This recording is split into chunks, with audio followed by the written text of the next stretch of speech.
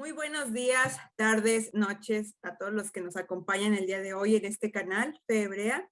Y el día de hoy tengo un invitado especial para tratar este tema tan controvertido para algunos y tan interesante a la vez, que es el mito. Y con nosotros está Emanuel Magno, que es un buen amigo y vecino de aquí de mi país. Y él tiene estudios en antropología y actualmente está cursando la carrera de filosofía. Presentarte con la audiencia, por favor. Sí, hola, ¿qué tal? Pues ya Norma me ha presentado, yo soy Emanuel Magno Ujú. y en efecto yo tengo estudios en antropología por la Universidad de Guanajuato y actualmente estoy cursando la carrera de filosofía, ya mi último año, en el Centro de Estudios Filosóficos Tomás de Aquino. Y pues vamos a abordar este tema interesante, entendido, pues también puedo decir que es muy precioso.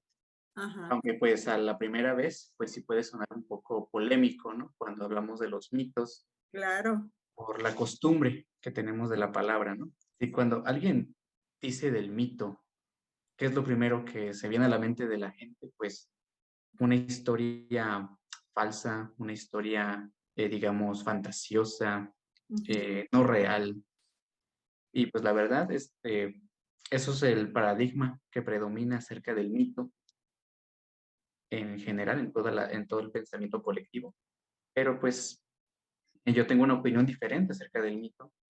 De hecho, todos los que estudiamos acerca de estos temas tenemos una opinión diferente del mito. Ujú. Pues esperamos aquí abordarlo. Muy bien. De hecho, sí, yo incluso he escuchado, bueno, personas que piensan que el mito no nada más es mentira, sino que es una mentira con alevosía. O sea, que lo inventan de mala fe. Así es como lo percibimos actualmente en nuestra sociedad. Pero entonces dime tú, Emanuel, ¿qué es el mito con base a lo que has estudiado? Bueno, hay varias definiciones del mito y de hecho puedo decir que hay mucha discusión acerca de, pues, de por cuál decantarse, ¿no? Pero si bien hay una en especial, eh, trata de abarcar todas las generalidades que tiene el mito, porque el mito tiene muchos componentes. Y pues tratar de resumirlo en una sola definición es complicado, pero hay una. Y la más común o la más aceptada, se puede decir que el mito cuenta una historia sagrada. Relata un acontecimiento que ha tenido lugar en el tiempo primordial, es decir, el tiempo fabuloso de los comienzos. El mito cuenta cómo, gracias a las hazañas de los seres sobrenaturales, una realidad ha venido a la existencia, sea esta la realidad total o solamente un fragmento de ella, como puede ser una isla, eh, una, una dieta, un trabajo, una ceremonia, Ujú. etcétera, ¿no? Ok. Entonces, esto en sí puede ser el mito y algún enfoque en especial es que el mito es siempre el relato de una creación. Y en el relato de la creación eh, sobresalen los personajes que siempre son seres sobrenaturales. Ok. Y esto se les conoce por lo que han hecho en el tiempo prestigioso de estos comienzos. El mito toma lugar no en un tiempo determinado. Eso es algo importante. Ok. No está en un tiempo cronológico, está fuera del tiempo. Como dije, en el tiempo de los comienzos. Ahora bien, los mitos revelan la actividad creadora y la sacralidad, es decir, la sobrenaturalidad de las obras de los seres sobrenaturales. Entonces, en los mitos encontramos estos dos aspectos. Es la actividad creadora, porque las hazañas de los seres sobrenaturales narradas en los mitos siempre abarcan una creación. Y sacralidad, porque estas hazañas son sobrenaturales, Ok. van más allá de la realidad física. También los mitos llegan a describir las diversas e incluso a veces dramáticas irrupciones de lo sagrado en el mundo.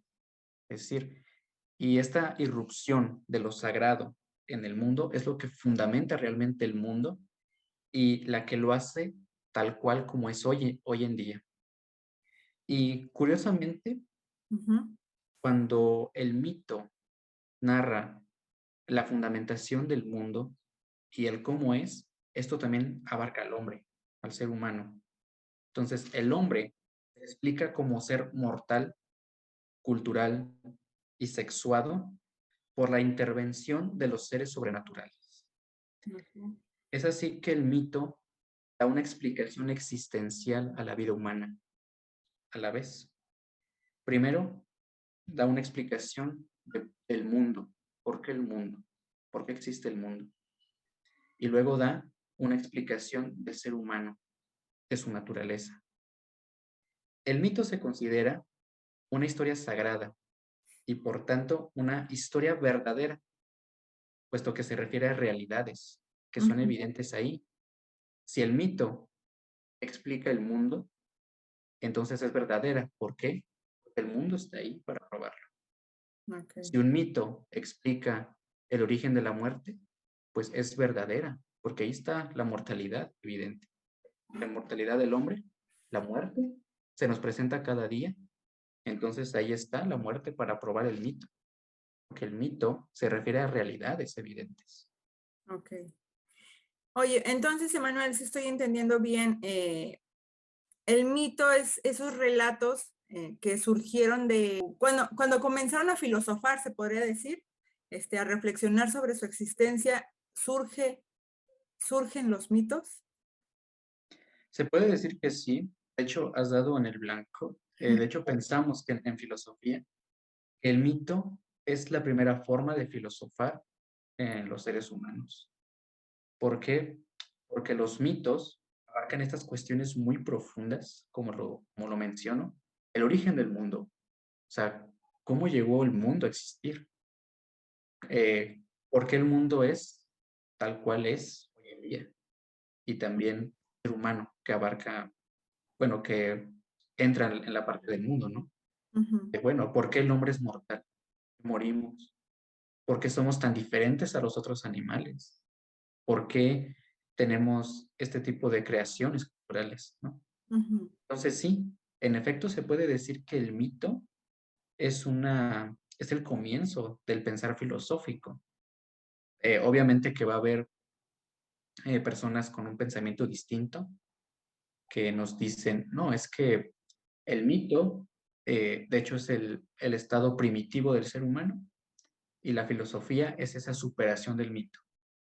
La verdad que esto es es un sesgo heredado gracias a la Ilustración que tendía a desmitificar la historia. Todo. Y entonces es que se ve al mito de manera peyorativa. Pero Ajá. en realidad hasta el mismo Aristóteles llega a decir, como también lo menciona Johannes Hirschberger en su Historia de la Filosofía, que el mito filosofa a su manera, tiene un contenido filosófico. Ujú. Podemos ver que incluso filósofos de la talla, por ejemplo, de Platón, utilizan los mitos precisamente para dar una enseñanza filosófica. Ya ves tú el famoso mito de la caverna, Ajá. el mito del carro alado, etcétera, ¿no? Ok. Entonces podemos ver que el mito, como yo lo mencioné, es verdadero porque encierra una realidad, ¿sí? Sí. Entonces, al encerrar una realidad que lo hace verdadero, nos da también una enseñanza de cualquier tipo. E incluso puede ser cosmogónico o incluso también moral. Entonces sí puedo decir que el mito, en efecto, el comienzo del filosofar. Oh, muy bien. ¿Y cómo distinguimos en nosotros en la literatura antigua, cómo distinguimos un mito? ¿Tiene algún elemento que podamos decir, ah, esto es un mito, o esto es un relato histórico, o esto es un relato legendario? ¿Hay alguna forma de que podamos distinguir qué contiene un mito? Sí, de hecho puedo decir que hay 5 cosas en específico que caracterizan al mito, elementos que tienen que estar sí o sí para decir que algo es un mito. Lo primero es que constituye la historia de los actos de los seres sobrenaturales. Importante esto, ¿eh? Que el mito siempre va a narrar acontecimientos o actos hechos de seres digamos, de otro mundo, Ujú. sobrenaturales. Ok. Claro que puede haber, por ejemplo, mitos que cuenten sobre héroes eh, que parecieran terrenos, pero aún estos héroes terrenos llegan a tener cosas que ponen en evidencia que no son del todo de este mundo, o por decir, tienen algo más, o Ajá. decir, tienen algo divino, ¿no? Ahí tenemos, por ejemplo, a Heracles, en la mitología griega, Ujú. que nació mortal, eh, fue padre, bueno, fue hijo de Zeus, y en sí vivió como un mortal, pero podemos ver que tiene características pues no tan humanas, una fuerza sobrehumana, Ujú. eh, y pues sí, otras hazañas que hizo que obviamente no podemos decir que es completamente humano. Ujú. Entonces, es el primer punto, Ajá. Ok. que constituye la historia de los actos de los seres sobrenaturales. La segunda, que esta historia se considera absolutamente verdadera porque se refiere a realidades y sagrada porque es obra de los seres sobrenaturales. Lo que ya he mencionado, siempre referirse a realidades. Ujú. La tercera es que el mito se refiere siempre a una creación. Cuenta cómo algo ha llegado a la existencia o cómo un comportamiento, una institución, una manera de trabajar se han fundado. Es esta la razón que los mitos constituyen los paradigmas de todo acto humano significativo. Ujú. Eh, de hecho, hay prácticas que nos pudieran parecer extrañas si nosotros leemos un libro de antropología o incluso los documentales que hemos visto en la televisión, que a veces pasan sobre culturas, en especial de aldeas, Ajá. que Como llegan a aislado. tener prácticas, ajá, que llegan a tener prácticas un poco extrañas y decimos, hombre, ¿por qué hacen eso? Pero curiosamente, estos paradigmas, se llegan a explicar muchas veces con el mito. O sea, ¿por qué? Pues, como mencioné, si el mito da explicación del origen de una actividad, de una forma de trabajar, etcétera, entonces se explica también el por qué las culturas se comportan de esta manera. Ya. La otra es que al conocer el mito, se conoce el origen de las cosas. Por consiguiente, se llega a dominarlas y manipularlas a voluntad. Esto no se trata únicamente de un conocimiento exterior o abstracto, sino de un conocimiento que se vive de forma ritual. O sea, los mitos se llegan a transmitir a generaciones. ¿Para qué? Para que se conozca el mito. Esto lo podemos contrastar, de hecho, con la historia del hombre moderno Ajá. y los mitos del hombre primitivo. En la historia, digamos, moderna, pasa algo interesante. Tanto para el hombre moderno como para el hombre primitivo, el hombre está constituido por la historia, ¿sí? Es Ujú. decir, puede decir, soy tal como soy porque una serie de acontecimientos tuvieron lugar antes de mí.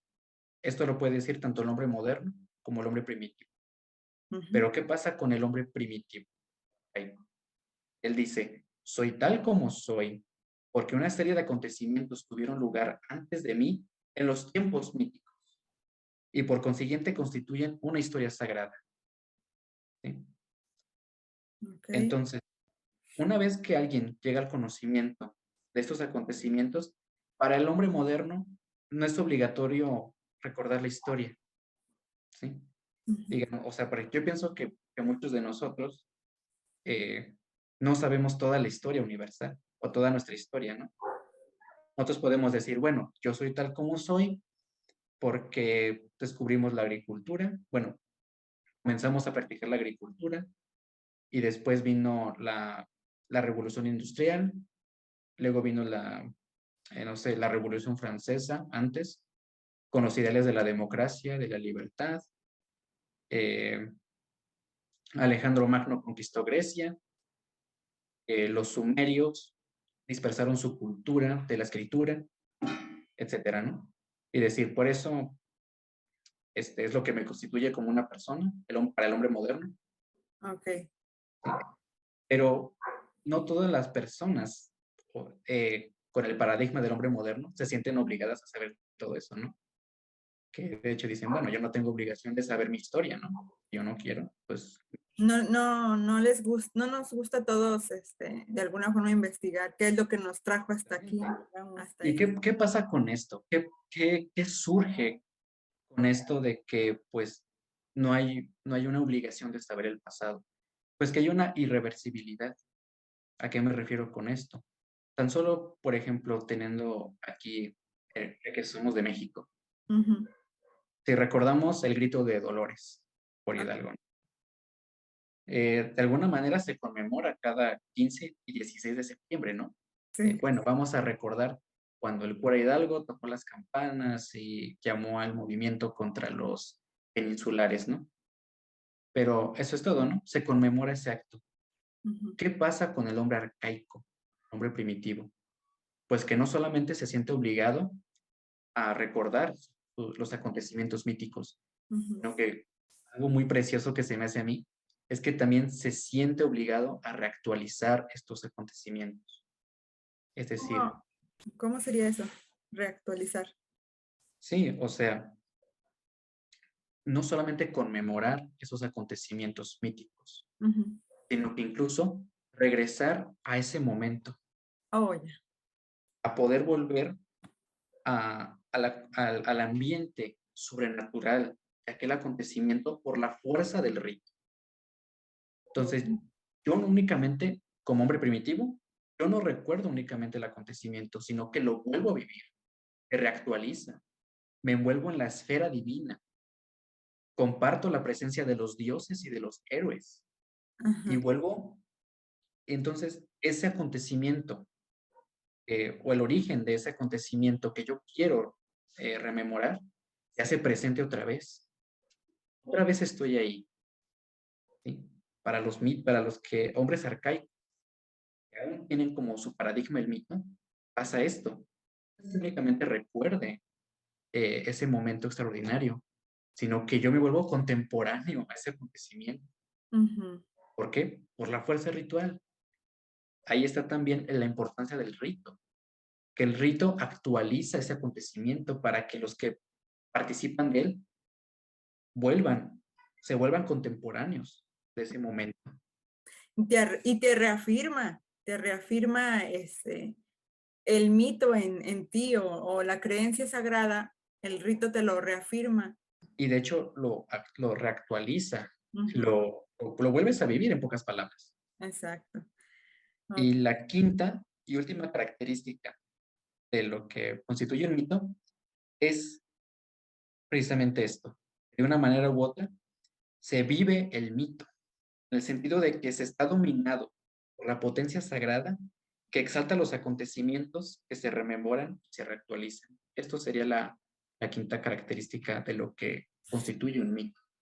Entonces, para resumir hasta aquí, el mito son historias sagradas, explican lo verdadero o el porqué de las cosas, son relatos etiológicos sagrados y que tienen estos elementos, como dices tú, que están fuera del tiempo, que contienen a los dioses o a Dios en el relato, o los hombres terrenales con elementos sobrenaturales, se puede decir, y que a través del rito se evoca también esa memoria, pues sí, de los antepasados, se podría decir.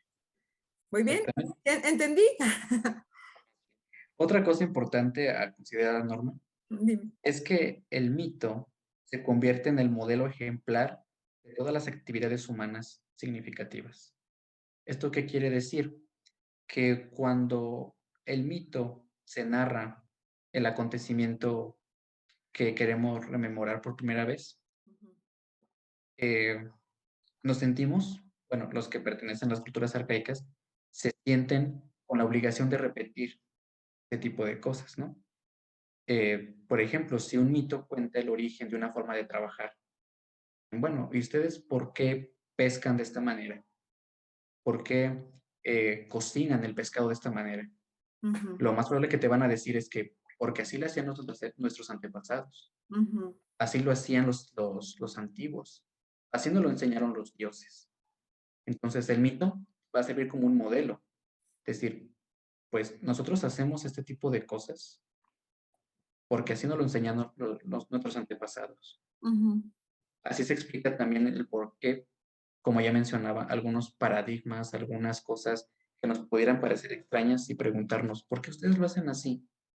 El mito es un modelo, es así nos lo enseñaron nuestros padres, nuestros antepasados, y así hasta llegar a los seres sobrenaturales. Así nos lo enseñaron. Y otra cosa que hay que distinguir es la historia falsa de la historia verdadera. Oh. Historia falsa, por lo general, se caracteriza porque contiene hazañas y aventuras de héroes, ¿sí? Y se pueden recitar en cualquier momento y sitio. Dicen, ¿sabes qué? Tenemos un héroe local, ¿no? Ujú. En mi pueblo surgió un héroe que combatió en una guerra, se mostró siempre valiente, leal, hizo tales hazañas y es un ejemplo a imitar. Esto es lo que es una historia falsa, digamos. Es decir, bueno, hazañas y aventuras de un héroe y se cuentan en cualquier momento y sitio. Pero luego viene la historia verdadera. ¿Y qué es la historia verdadera? Porque cuentan un origen y las hazañas ya no las hacen únicamente los héroes, sino que las hacen los seres sobrenaturales. Una cosa importante es que no siempre la historia verdadera, el mito, no se puede recitar en cualquier momento y lugar, sino que debe recitarse durante un lapso de tiempo sagrado. E incluso llega a ser muy exclusivo de decir, ¿sabes qué? Hay culturas que dicen, las mujeres no pueden saber ese tipo de mitos, no pueden escuchar el mito. O los niños no pueden escuchar el mito hasta que lleguen a la edad madura. Mm. Entonces, el mito es tan importante, tan relevante para el hombre arcaico, que incluso tiene una exclusividad de tiempo y lugar para contarse. Ujú. Esta es una distinción también importante a considerar, historia falsa de la verdadera. Y sí, o sea, lo que pasa es que tenemos el concepto ya nosotros tan occidentalizado, tan moderno del mito, que sí nos cuesta ver esta sacralidad que los antiguos tienen de él. Y esto me lleva también en parte a la siguiente pregunta, que ahora sí viene lo controversial. Entonces, ¿es verdad que la Biblia tiene mitos, Emanuel? La verdad, sí. Ujú. Puedo responder directamente, sí los tiene. Ajá. Y varios, de hecho. Eh, Vamos a regresar de nuevo a la definición del mito, bueno, a los elementos que constituyen el mito, Ujú. y vamos a tratar de ver algunos, ¿no? Ok. Por ejemplo, el mito, dijimos en primer lugar, constituye la historia de los actos de los seres sobrenaturales. Es decir, en el mito es importante que siempre está la intervención de un ser sobrenatural, seres Ok. sobrenaturales. Podemos ver esto, por ejemplo, el más clásico de todos, el mito de la creación. Oh, Bueno, no me quiero meter en polémica, ¿eh? ok. Obviamente que cada quien tiene su modo de interpretar la Biblia, ¿no? Claro, sí, sí. Fue Y es un... respetable, ¿sí? Yo no estoy para atacar a nadie, pero sí puedo decir que, bueno, lo que hacen los creacionistas de la Tierra joven, en sí viven un paradigma que trata de racionalizar lo que lo que en evidencia, pues, no. No tenía ese Bueno, fin, esa no, finalidad. no tenía ese fin, no tenía ese Ajá. objetivo, exactamente. Entonces, los creacionistas de la Tierra joven lo que tratan de hacer es esto, racionalizar el mito, ¿sí? Pero la verdad, yo puedo distinguir dos tipos creacionistas de la Tierra joven. Los literalistas, los racionalistas, los que quieren racionalizar el mito. Y yo podría decir los auténticos creacionistas de la Tierra joven. ¿Quiénes son estos? Pues aquellos eh, creyentes que yo los identifico más con la etapa primitiva, que creen el mito de, la manera a los pueblos arcaicos. Ujú. No tratan de racionalizar, no tratan de cientificarlo, Ujú, sino lo viven el mito. ujú. ¿Por qué? Porque se refiere a realidades. Ahí está la segunda característica en el mito de la creación. Ok. Se refiere a una realidad. ¿Por qué? Da cuenta del origen del mundo. Y otra cosa importante, si lo vemos en el capítulo 3 del Génesis, también vemos otro aspecto del mito, que es el origen de la muerte. Sí. Eh, bueno, es que si la muerte no apareciera en el mito, el hombre sería tan, digamos, tan quieto, Ujú, tan inmovible, ¿sí? Que no se explicaría en sí su naturaleza actual, ujú, ¿no? Entonces, ¿cuál es el objeto de su existencia? Bueno, la naturaleza de su existencia, pues que es un hombre mortal, cultural. Le da ujú, una explicación a su forma de existir. Es decir, bueno, me reconozco como un hombre mortal. La muerte entró al mundo, ¿sí? Me hizo un hombre mortal. Soy un ser natural, perdón, porque soy imagen y semejanza de Dios. ujú, Tengo razón, tengo voluntad, tengo memoria. Entonces, eso me permite crear cultura. Otra característica es que soy sexuado, es decir, ujú, soy capaz de producir descendencia. ujú, Que de esto, de hecho, varios estudiosos del símbolo ujú. piensan que de una forma la inmortalidad se transmite, o más bien se llega a nosotros, los hijos. Es decir, bueno, si yo tengo hijos, algo de mí queda vivo, ¿sí? Yo me reproduzco, entonces tengo de alguna manera la inmortalidad, porque mis hijos que vienen de mí, que son parte de mí, siguen vivos y van a estar así generación a generación. Wow. Entonces, ¿qué pasa también?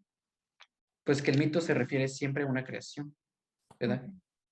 Cuenta cómo algo ha llegado a la existencia o como un comportamiento, una institución ha llegado a ser fundada.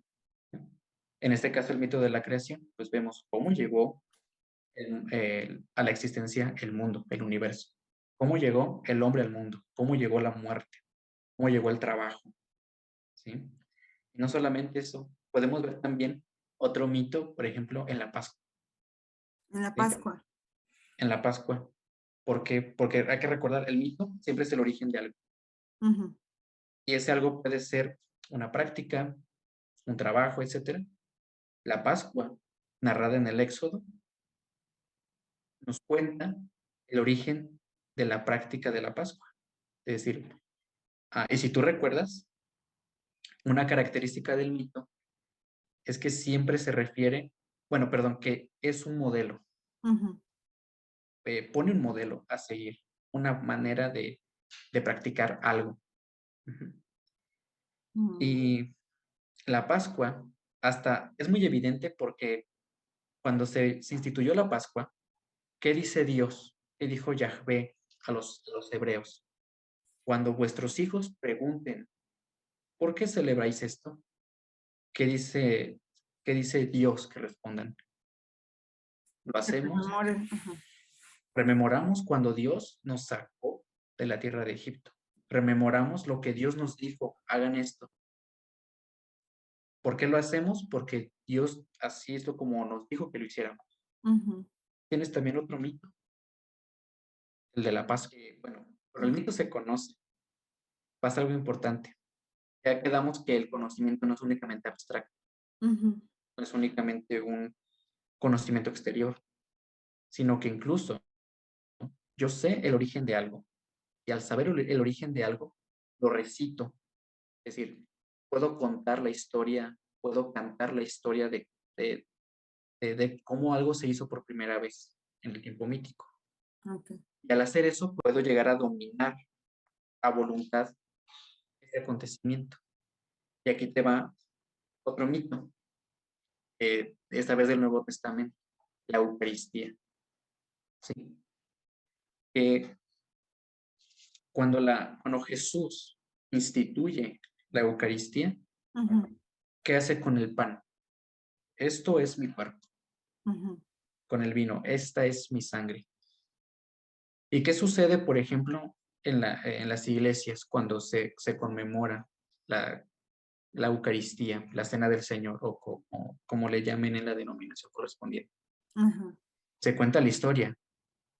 Jesús, la noche que fue entregado, tomó pan, lo partió y lo dio a sus discípulos y dijo, tomen y coman. Él mismo tomó la copa y la repartió a sus discípulos y les dijo, beban de ella todos ustedes. Esta es la copa de mi sangre. Y mira qué dice el final. Haced esto en memoria mía. en memoria de mí. Ahí va otra vez. ¿Por qué hacen esto? Porque así nuestro Señor nos dijo que lo hiciéramos. Porque así nuestros antepasados, la iglesia primitiva lo hacía. Ujú, Que de una manera u otra se vive el mito, en el sentido de que se está dominado por la potencia sagrada, se mueve en el ambiente de lo sagrado. Entonces, yo aquí te muestro, a lo que me preguntabas, si hay mitos en la Biblia. Claro que hay. Y, y como puedes ver, no lo digo únicamente al aire, ¿no? Es decir, ujú, bueno, es que suena muy fantasioso, entonces es mito. No, vemos, el mito no es una historia falsa, el mito es una historia verdadera, porque remite realidades. ujú. Entonces, ¿la Biblia tiene mitos? Por supuesto que los tiene. ¿Es algo malo? Para nada. Sí, Contrario. muchos, se toman de allí para decir, la Biblia tiene mitos, por lo tanto es falsa o por lo tanto es la mentira con alevosía, como te decía al principio. Eh, una mentira que nos inventaron para dañarnos, que nos inventaron para amarrarnos. Y no, son esas historias sagradas y sí, o sea, más que todo sagradas y que explican la etiología del porqué de las cosas. Y de hecho también algo que me gustaría que comentáramos es que a partir de hallazgos arqueológicos se ha visto que tienen paralelo con otros mitos antiguos. ¿Por qué? Porque precisamente buscaban el por qué existen. Y vemos en la Biblia paralelo, por ejemplo, con el de Numa Elish, que es de la creación babilónica, creo. Sí, de Mesopotamia, y tienen algunas cosas similares, pero también tienen muchas diferencias. Y normalmente se habla más de las similitudes precisamente para desprestigiar la creación que encontramos en la Biblia, pero en realidad también tiene cosas muy distintas y que hacen, pues sí, un cambio total. No sé si podamos hablar un poquito de eso. Sí. Bueno, estas similitudes, obviamente que se usan para desprestigiar, ¿no? Bueno, es que es una copia de la copia de la copia. Ujú, Pero en realidad, lejos de mostrar una copia de la copia, lo que hacen en realidad es mostrar mismas inquietudes, ujú, mismas respuestas a inquietudes. Y sobre todo, eh, hay antropólogos como Levi Strauss o también filósofos de la cultura como Ernst Cassirer que dicen que hay estructuras en la mente humana universales ujú, que, ah, que se pueden referir ya sea al castigo, al castigo por la desobediencia de mandatos. De ahí, por ejemplo, que haya un castigo de un diluvio universal. ujú, Bueno, vemos un diluvio universal en la Biblia, vemos un diluvio universal en la epopeya de Gilgamesh, vemos un diluvio universal en el Popol Vuh. sí, Entonces, ¿qué quiere decir esto? Que hay estructuras constituyentes de la mente humana que se manifiestan de manera simbólica y como en el mito. ujú, Obviamente que nunca se descarta, por ejemplo, hay una teoría antropológica que se le llama eh, difusionismo. ujú, Se llama difusionismo porque plantea la existencia de una cultura, digamos, desarrollada y avanzada, ujú, que converge o es vecina de otras culturas menos desarrolladas y avanzadas. ¿Qué sucede? Que la cultura desarrollada y avanzada va a influir en las culturas menos desarrolladas y avanzadas. Y a la vez que tiene mayor influencia, se van desarrollando y avanzando más las culturas. Y por ejemplo, yo no descarto, de hecho, ningún académico descartaría las influencias de otras culturas en los hebreos, Ah, claro. o al revés. Ujú. Entonces, ¿pero por qué son aceptables? ¿Por qué, por ejemplo, los hebreos en el periodo exílico y luego post-exílico creían en la inmortalidad del alma? Antes no, Ujú. ¿no? ¿Pero qué pasó? En el periodo post-exílico, y bueno, ya en el exílico, aceptan la inmortalidad del alma, aceptan la resurrección de los muertos, ¿no? ¿Por qué? Por, por influencias.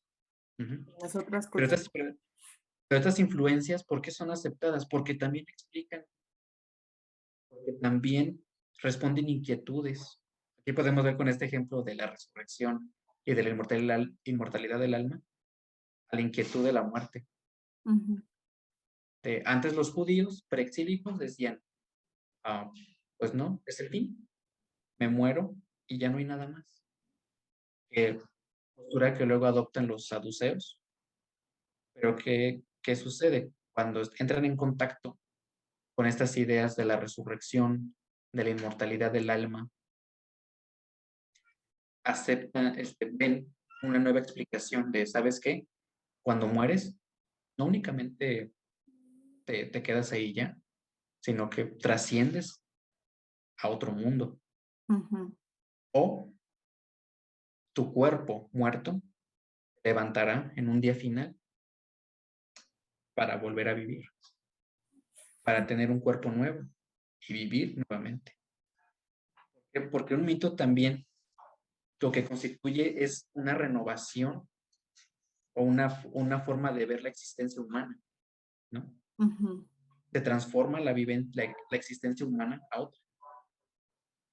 Regresando un poquito al mito de la creación, te decía yo que es bueno ver también las diferencias, más que las similitudes. Quiero regresar a ese punto porque sigue siendo eso de uso para desprestigio. La Biblia no solamente tiene mitos, sino que tiene mitos copiados. Por ejemplo, en el relato de la creación mesopotámica, algo que a mí me llama mucho la atención es que en esos tiempos ancestrales estaba el caos, ¿no? O sea, el origen es el caos y de ese caos de las aguas primordiales surgen los dioses. Y esos dioses crean a más dioses y después crean a los humanos. Y luego entre esos dioses pues se empiezan a pelear y que tú, que yo, por decirlo de alguna forma. Pero en el relato bíblico vemos que Dios, el creador, está fuera del caos. O sea, no surge a partir del caos, sino que está aparte del caos y él le da forma al caos. Y ese tipo de diferencias creo que también son rescatables para ver que no son una copia. Por eso les digo yo paralelos. Y los paralelos no se tocan. Entonces, pueden tener similitudes, pero no se tocan. Correcto. Ve qué enseñanza trae y cómo es algo revolucionario para su tiempo. De hecho, pues los hebreos son un caso tan especial precisamente por este tipo de cosas, ¿no? Ujú. Obviamente que en el Génesis también se habla de la tierra desordenada, pero curiosamente se habla también de Dios, ya en el principio existía. Y Dios pone orden a Ujú. ese desorden Ujú. y contrasta notablemente con los mitos que tú mencionas, y también por ejemplo de los griegos. En el principio existía el caos. Del caos surge Urano y Gea, y ellos dan la luz a los titanes, y los titanes a los dioses, etc. Hombre, aquí anda también cuestiones filosóficas, por ejemplo, de la contingencia y lo necesario. Ujú. Los, los dioses que surgen del caos del desorden, se muestra que tienen un origen, ¿no? Ujú, Contrario al dios hebreo, que el dios hebreo no tiene un origen, ujú, ¿tá? Existe, es, ¿no? ujú, Dios es, y Él es el que da orden al mundo. ujú, Ujú. Entonces, sí, en primer lugar, también quiero abordar sobre las acusaciones bueno, de plagio, ¿no? De mitos plagiados, ¿no? En primer lugar, pues decir es que es un mito. Es que decir que es un mito, ahí dice mucho, por lo que hemos visto, ¿no? ujú, Y aquí entra, bueno, el origen del desprestigio del mito, ya lo comentaba yo al principio, viene de la herencia de la ilustración, donde los ilustrados le daban una prioridad a la razón humana y decir, únicamente la razón importa, vamos a desmitificar. Y bueno, tiene sus antecedentes también, porque los griegos ya cuestionaban, por ejemplo, los poemas homéricos.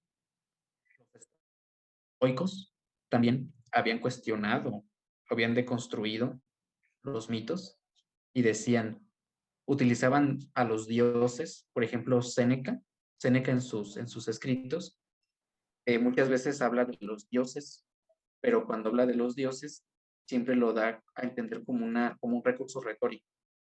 ujú, Pero curiosamente, los filósofos griegos creían en un dios. ¿Cómo lo concebían? Otra cosa, pero creían en un dios. Ujú. ujú, La ilustración, ya, ya bien desarrollada, da ese desprestigio del mito y le da este paradigma peyorativo y negativo. El hombre moderno. El hombre moderno ya no quiere mito, quiere historia. Ujú. ujú, Y es que se pierde eso. Pero el mito es algo que es tan humano que diría yo, es la expresión máxima de la creatividad del espíritu humano. ujú, Ujú. Entonces, decir que únicamente es un mito, bueno, hombre, estás utilizando una palabra, pero muy, muy fuerte, pero fuerte en el sentido de que tiene toda una historia detrás, tiene todo un significado detrás. ujú, Y otra cosa, que los hebreos, sus mitos, en otro segundo punto, tienen una distinción enorme con otros mitos. Y por ejemplo, los, yo pongo muchos ejemplos de los griegos porque me gusta mucho la cultura griega, ujú, pero los griegos tienen sus mitos de creación, sus mitos de origen. ujú. ¿Y qué pasa? Muchos de esos mitos de origen dan justificación a acciones inmorales. ¿Por qué se dice que los griegos cayeron? También por su inmoralidad, Ujú, por su corrupción moral, ¿no? ¿Y qué pasaba? Que muchos de sus mitos los justificaban. Ahí tienes a Afrodita, tienes a Dionisios, ¿verdad? Que ajá, justificaban prácticas como, eh, bueno, las borracheras, las orgías, etcétera, ¿no? ujú, Los dioses de los griegos también tenían esa corrupción. Pues tan solo mencionar Zeus, que se nos viene a la mente cuando decimos Zeus. pues sí. Hay por ahí un video en YouTube que lo explica muy bien, ¿no? Pero ahí está la corrupción de los dioses. Ujú, ¿Qué sucede con el dios hebreo? El dios hebreo tiene otro concepto, un dios primero eterno, que de hecho los judíos los llaman mucho así, el eterno, ujú, el que no tiene ni principio ni fin. ujú, Esto en filosofía suena al concepto de lo necesario, ujú, distingue con las otras religiones paganas, ¿no? Entonces, esto como complemento a lo que tú dices, Norma, ujú, pues sí, la verdad que los mitos de los hebreos tienen mucha distinción con otros mitos y la Biblia lo muestra. La ujú, Biblia en su totalidad, tanto Antiguo como Nuevo Testamento, muestra una deidad, una religión o religiones diferente a lo que es pues, las religiones de su tiempo, Ujú. incluso, ¿no? Todo el rollo. Por ejemplo, Emanuel, también uno de los puntos que nos diste sobre distinguir un mito es esa enseñanza moral, como dices tú, justificar algunos actos morales, que algunos eran inmorales y los justificaban, ¿verdad? Pero también aquí yo quisiera puntualizar unas pequeñas diferencias con los relatos mesopotámicos. Lo que a mí me llamó la atención es que los dioses se hartan de los hombres porque son muchos y dice el relato que hacen mucho ruido y molestan demasiado. Entonces mandan el castigo para que se callen. Y en el relato de la Biblia vemos que los hombres se han multiplicado tanto y son muy violentos. Sus hechos son violentos y eso es lo que a Dios le causa tristeza. Dice, le pesó en su corazón. O al menos así dice en español, ¿verdad? Pero en el relato mesopotámico sale del arca y ofrece sacrificios y dice que los dioses vienen como moscas a comer porque estaban hambrientos.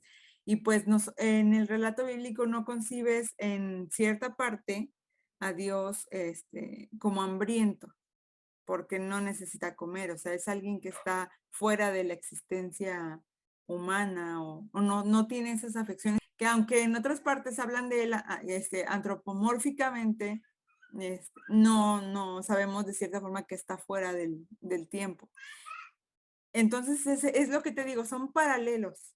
Y aparte que en la antigüedad, tú que estudiaste antropología, debes de saber que esto de los paralelos se daba mucho en las culturas, o sea, precisamente por esa convivencia que tenían. Es que a veces pensamos que los hebreos eran como un pueblo así apartado, que vivían así en una burbuja y no tenían influencia de nada, pero pues no, o sea, estaban inmersos, de hecho eran un pueblito en comparación como tú, lo que nos dijiste de una eh, cultura mejor o mayor o más avanzada, como por ejemplo, Babilonia, cuando estuvieron allí, pues claro que fueron influenciados, o cuando estuvieron en Canaán, pues allí vivían, entonces es obvio que tenían influencia cananea, es obvio que estuvieron inmersos en el culto cananeo, todo eso, pero no lo concebimos, a veces no nos parece, no sé, nos escandalizamos tal vez porque lo desconocemos, nos idealizamos demasiado este, a los humanos hebreos o la parte humana de la Biblia, si se puede llamar así, ¿no crees? Sí, pues, claro, pues, lo último que mencionas, pues, veía a los hebreos como una cultura que vivía en su propia burbuja, en su propio mundo, ¿no? Que en cierta parte, pues sí, tenía lo suyo, como lo acabamos de ver con sus mitos. Los mitos son algo, pues sí, innovador, diría yo, entre los mitos de otras culturas de alrededor. Pero sí, hay una influencia enorme, y como te decía yo en un punto, las inquietudes de los hebreos eran exactamente las mismas inquietudes que tenían los babilónicos, tenían los sumerios, tenían los filisteos, etcétera, ¿no?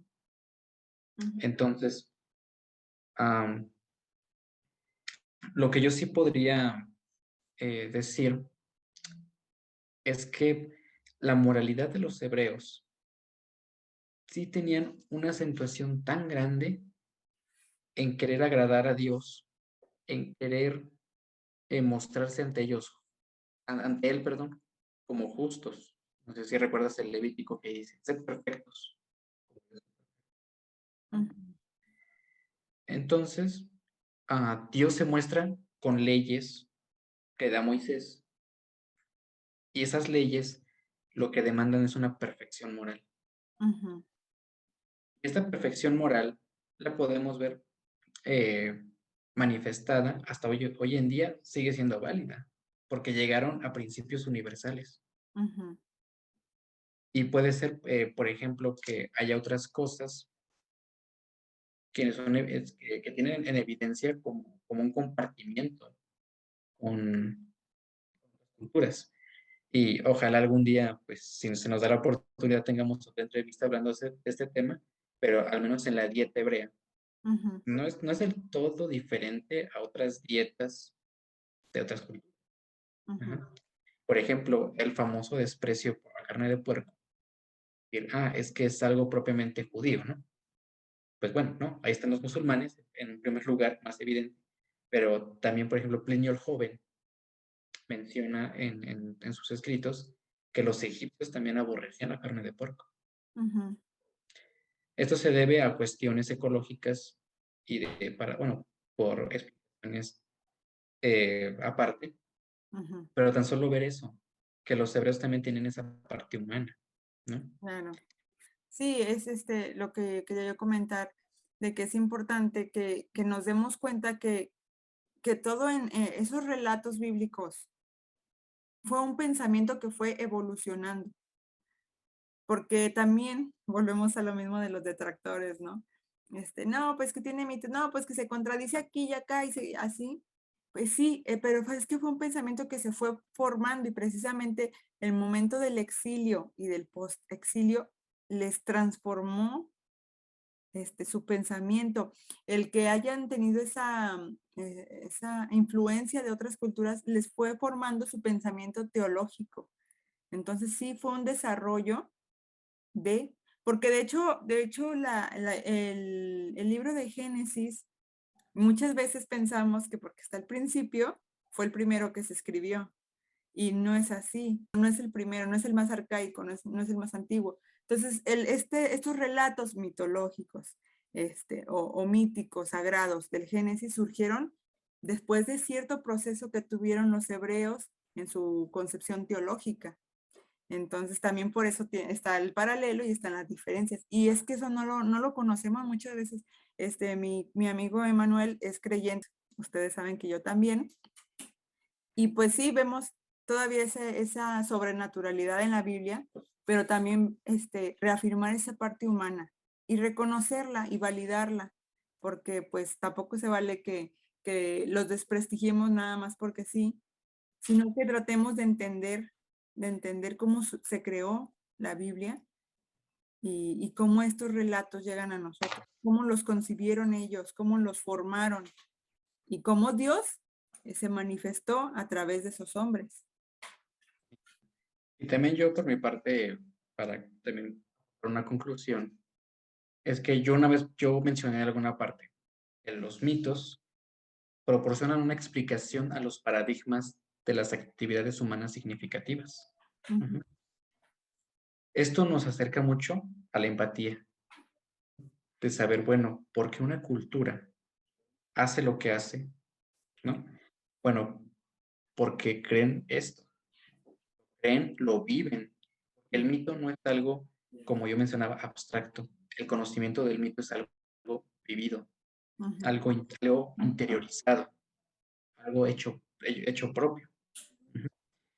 Y si nosotros nos quedamos todavía con este paradigma de la ilustración, de desprestigiar el mito, estamos desprestigiando una parte muy humana, ujú, una parte que dio origen, de hecho, al pensar crítico, ujú, filosófico, porque ¿qué tratan de responder los mitos? Cuestiones muy profundas, ya lo mencionaba yo, el origen del mundo, el origen del hombre, el origen de su pueblo, que te da identidad, un pueblo. Ujú. ujú, Entonces, el mito es algo que es muy humano, es algo que merece su importancia, se merece rescatar bueno, para los que son creyentes, vivir el mito, es decir, hacer el mito propio, reactualizarlo, como yo mencionaba, cuando los que creemos en, en la celebración de los servicios de culto, saber que se está reactualizando esas vivencias. Por ejemplo, Norma, yo sé que tú guardas el Shabbat. ujú, Y el Shabbat, eh, ¿por qué lo guardas? Ahora que ya conoces el mito. ajá. Porque evoca todo eso del séptimo día, de la provisión divina, no sé, o sea, sí, es el ritual que a mí me conecta con la divinidad también. Y es eso. Exacto. Hasta el mismo Éxodo lo menciona, ¿no? Cuando guardarás el día de reposo, porque Ujú, en 6 días hizo el Eterno la tierra, y al séptimo día descansó. ujú, ujú, Entonces, ¿por qué guardar el Shabbat? Porque así lo hacían los antepasados y así lo mandó el Señor. Y al ujú, guardar el Shabbat, se hace uno contemporáneo al momento ujú, del descanso divino, de ujú, estar en la presencia de Dios, contemplando la creación. ujú, Entonces, yo para finalizar, quiero hacer una cita de se considera el padre de la etnografía, Malinowski, que en una anotación suya hace esta reflexión de los mitos. Y pues me permito citarlo, sí, claro. que dice, enfocado en lo que tiene de vivo, el mito no es una explicación destinada a satisfacer una curiosidad científica, sino un relato que hace revivir una realidad original y que responde a una profunda necesidad religiosa, a aspiraciones morales, a coacciones e imperativos de orden social e incluso a exigencias prácticas. En las civilizaciones primitivas, el mito desempeña una función indispensable: expresa, realza y codifica las creencias, salvaguarda los principios morales y los impone, garantiza la eficacia de las ceremonias rituales y ofrece reglas prácticas para el uso del hombre. El mito es, pues, un elemento esencial de la civilización humana. Lejos de ser una vana fábula, es, por el contrario, una realidad viviente a la que no se deja de recurrir. No es en modo alguno una teoría abstracta o un desfile de imágenes, sino una verdadera codificación de la religión primitiva y de la sabiduría práctica. Todos estos relatos son para los indígenas la expresión de una realidad original, mayor y más llena de sentido que la actual, y que determina la vida inmediata, las actividades y los destinos de la humanidad.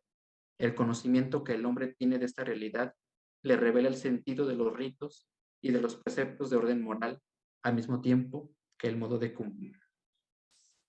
Ujú. No, pues sí, es un tema bastante rico, bastante amplio, o sea, podríamos pasar aquí las horas Sí, hablando, hablando de eso. Pero sí, qué bueno, te vuelvo a agradecer que me hayas aceptado esta charla, porque son temas bien desconocidos para la mayoría de la gente que cree en la Biblia o que lo tiene por libro sagrado. Muy pocas personas conocen todo esto y es importante o es mi objetivo también, y te agradezco por apoyarme también con esto, el que vayamos viendo que no es tan malo como muchos lo pintan, que en este caso el mito es algo sagrado. Y quería terminar, bueno, tú ya cerraste, pero te quería hacer otra pregunta más. Decías que a adelante. partir de la ilustración se empezó a hacer más, a darle más valor a lo racional. Hay algo que lo vino a hacer frente, que es el fundamentalismo. El fundamentalismo surge como esa resistencia a la ilustración y viene a decirnos que no, que todo en la Biblia es literal, porque la ilustración te decía, no, todo es mito y todo es falso y no es cierto.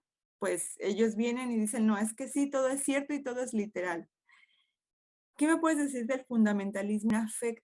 ¿Afecta la vida religiosa o la concepción bíblica? Uf, es una pregunta muy Ujú, que merece una amplia respuesta, ¿no? ujú, Pero centrándonos en lo importante, sí, fundamentalismo surge precisamente por esa necesidad de responder a lo que era la teología liberal, muy influenciada por el racionalismo de la Ilustración, sobre todo de Hegel y Kant, y sobre todo también Schleiermacher. ujú, Intentaban racionalizar la religión. ujú, Y bueno, llegan un montón de cosas, llega la teoría de la evolución, llega la exégesis kantiana, llega la revolución romántica, etcétera, un montón de cosas. El fundamentalismo tiene un principio noble, es decir, porque yo entiendo la necesidad de conservar una identidad. Ajá. Sin embargo, el literalismo bíblico evolucionó a una manera de, como yo mencionaba con los creacionistas de la Tierra Joven, de querer buscar cosas que no hay. Y es que hay algo importante. El fundamentalismo, el literalismo extremo, lo que hace es cerrarse a la comprensión o a la ampliación del conocimiento de la propia identidad cristiana o judía, ¿no? Como quien se identifique a partir de estas raíces de tradiciones. Lo que ha pasado en Occidente es que yo pienso que el fundamentalismo y el literalismo, yo entiendo que es una expresión también igual religiosa, pero al meterse en campos que no le competen, como la explicación científica de la creación, etcétera, han provocado lo que, bueno, aquí recurriendo, por ejemplo, a la frase de un meme, ¿no? Te convertiste en lo que pretendías destruir. ¿Por qué? Porque muchas veces este extremo racionalismo o este intento desesperado por dar explicaciones científicas terminan ahogando más la fe que alimentándola. Entonces, ¿qué se tiene que hacer? En mi opinión. En mi opinión es vivir el mito, ¿sí? O sea, no buscar, como también decía Malinowski, satisfacer una curiosidad científica, intelectual. No, simplemente vivir el mito, vivirlo, creerlo, aceptarlo. En palabras de Kierkegaard, dar un salto de fe al mito, ¿sí? Entonces, el literalismo, bueno, el fundamentalismo, como te digo, tiene un principio noble al querer tener una identidad o al conservar una identidad, pero precisamente también lleva a un peligro, que fue esto, el literalismo extremo, y a querer racionalizar, cientificar el mito. Y ¿qué estás haciendo? Que le quitas al mito la esencia humana que tiene, que es una creación del espíritu para darle un sentido a la existencia, una explicación a tu existencia. Y sí, y como te decía también yo en una parte de nuestra charla, es que los textos o los escritores bíblicos no tenían ese objetivo, o sea, ellos no querían explicarte científicamente cómo Dios hizo el mundo. Ellos tenían otro objetivo y también eso nos deja ver el tipo de literatura que es, pero pues todo este fundamentalismo nos hace ver que todo es histórico, así como si fuera una noticia, o si fuera un paper científico, y pues no es así, no era el objetivo. Pues muchas gracias, Emma, por aceptarme esta invitación, por compartir conmigo sobre este tema. Espero volvamos a tener otra charla. Ya estaremos en contacto. Y pues muchas gracias a la audiencia que haya estado aquí presente en este video, ya sea que lo vean el día del estreno o si lo ven posterior. Si tienen alguna pregunta, sugerencia, pueden dejarla en los comentarios. Y pues volvemos a hacer la invitación a Manuel para seguir tocando este tipo de temas tan interesantes. Emma, muchas gracias. Espero que tengas muy buenas noches, muy buena semana, resto de semana. Muchas gracias, Norma, igualmente. Pues gracias por invitarme, por darme este espacio y pues espero pronto colaborar más en este canal. Muy precioso, muy rico. Pues que pases buenas noches. Gracias, buenas noches. Nos vemos pronto.